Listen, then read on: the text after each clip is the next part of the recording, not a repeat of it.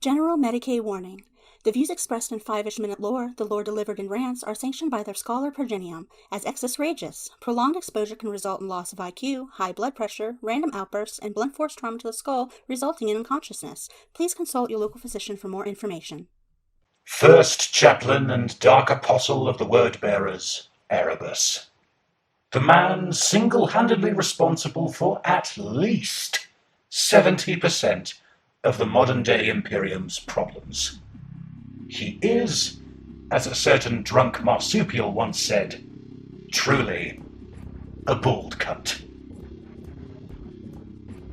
Just take a second and think, because somewhere in your life there's a guy who everyone likes but no one would turn their back on. It's the same guy who everyone is bro-tier with, but the concept of leaving a girlfriend near them is stupid. It's the guy you know damn well would screw you over for a Kit Kat bar, but for some reason you just like having them around. In 40k we call this guy Erebus.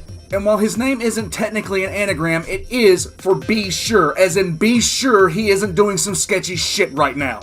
Erebus is so damn sketchy he isn't even really Erebus. Some asshole kid was born on Colchis, and he wasn't exactly a scholar. The one thing this boy was known for was being an absolute turd who figured out his calling in life when he was torturing small desert animals. From small desert animals, he graduated to making friends, screwing with them, and causing mayhem, which eventually he got caught doing. His parents, who knew they were raising an asshole, tried to course correct and give him an example to follow. The example was this excellent student who was pious and respected, and his name was Erebus. Turd Boy thought the best way to be like Erebus was to strangle him, steal his identity, take his name, and take his scholarship, and go and become a priest. So Turd Boy, now Erebus, found himself just screwing around in the planetary capital Veridesh, turning friends on friends and just being a general ass clown, when suddenly he has a vision that lets him know that the four gods of chaos thought that he was just the bestest boy ever. It was at this point his penchant for being a devious little shit found good old-fashioned religion, because it's one thing to be a complete asshole for the sheer lulz, but it's another thing entirely to be a shit and know that the gods are smiling down at you for it. When Lorgar's faith in the one god took over Colchis, Erebus had gone underground before coming back into the light as a fervent, at least in public, supporter of the new faith of the one god. At this point, the Emperor landed on Colchis, and of everyone on the planet, there was only one that didn't immediately feel the urge to facepalm onto the ground, and that was Erebus himself. He did it anyway, but that's because he was trying to fit into the crowd at that point. Erebus almost pissed his pants because now he saw the reason for his existence. Time to do some sketchy shit. Doo-da, doo-da, hope I get away with it. Oh, doo-da, doo.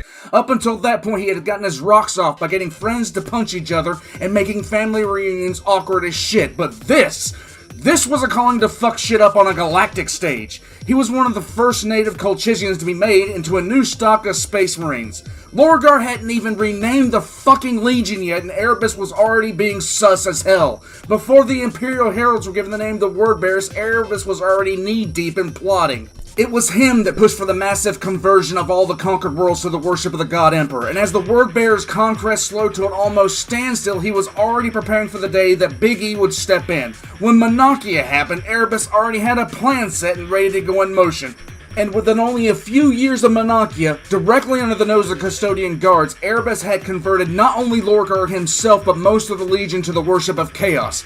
I hate Erebus like any other right-minded individual, but by the Emperor, talk about a long game. The planning and execution of this was so meticulous that there were only a handful that were actually suspicious of his motives, and by the time those motives got revealed, it was way too late to do anything about it. Let's view his greatest hits before the kickoff of the Horus Heresy, because frankly, in the up-to-bullshit department, he looked at the Alpha Legion and said, "Hold my beer." It was him that organized the war with the Interrex by stealing an artifact known as the Anathame. It was him that turned the secretive warrior lodges of many legions into hotbeds of chaos worship and sedition.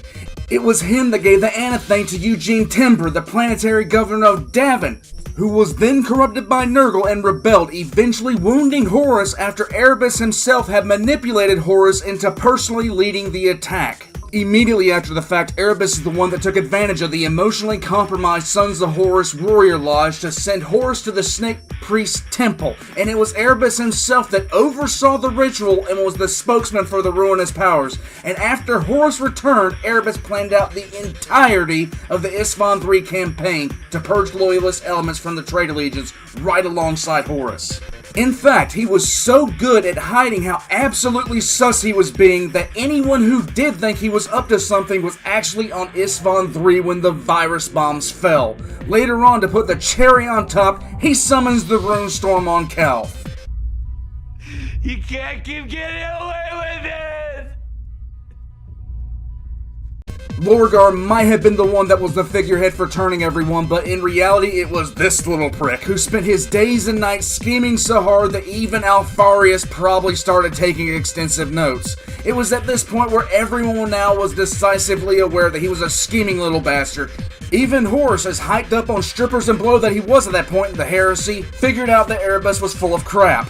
But then, like most people who get really full of themselves and scheme on top of scheme on top of sus on top of scheme, he eventually started screwing up on a massive scale. His first major mistake was when he played Among Us, the real game, and killed Argel Tal. This normally wouldn't have been an issue, but since Argel Tal was friends with Karn, an issue ensued where he almost got killed and was forced to use warp fuckery to escape. Then finally, the little arrogant bastard screwed up way too much to smooth talk his way out of, or warp fuck his way out of. After he failed to corrupt Sanguinius through other sketchy means and publicly lost his temper on Horus over it, Horus had decided he had had more than enough of Mr. Steal Your Girl and decided to cut the skin off Erebus' head with his own damn knife. After that, the only thing we know about Erebus, so far, is that despite taking less than 100 years to completely screw everything up, he spent the past 10,000 trying to get rid of Corferon, who's the other fuck-witted shit-gibbon of the Wordbearers that helped to corrupt Lorgar after Monarchia. But make no mistake, if one were given a bolter with 2 rounds and put in a room with a helpless Lorgar, a helpless Corferon, and a helpless Erebus just prior to Monarchia, it would be wise to shoot Erebus twice. And then beat him with the gun until the damn thing broke.